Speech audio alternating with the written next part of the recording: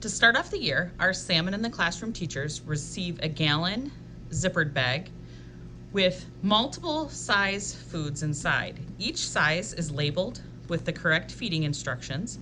So this is size 1. Once 80% of the fish are swimming up, we are going to start feeding size number 1. The fish should be 1 inch to 1.5 inches long. Week 1, they get 1/8 of a teaspoon per day. Week 2, they get 1/4 teaspoon per day.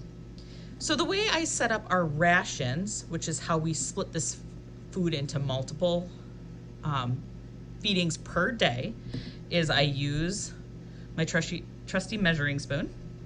And this week is week 2, so I'm going to get 1/4 teaspoon of this food for the day. Flatten it out. And then for each day, I'm going to split it into at least 2. If you can get a vitamin dispenser that has 4 slots per day, that's even better.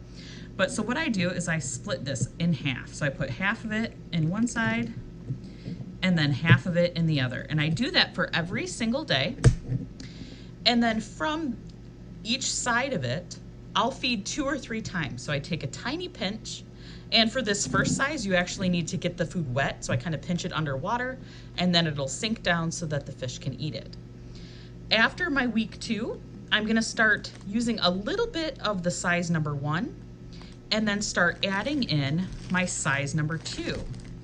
Now, some fish are gonna be bigger than others, and they'll be able to eat this bigger food right away. Some still need a tiny bit of that little food. So what I do is I feed the big food first. Those big hungry guys will eat this stuff and then be full. Then I can feed the smaller food to those smaller fish. With the big guys full, the smaller fish get a chance to go up and grab that smaller size food.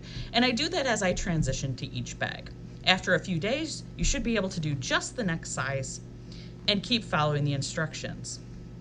The amount per day increases each week, and then again, your size will increase after those weeks as well.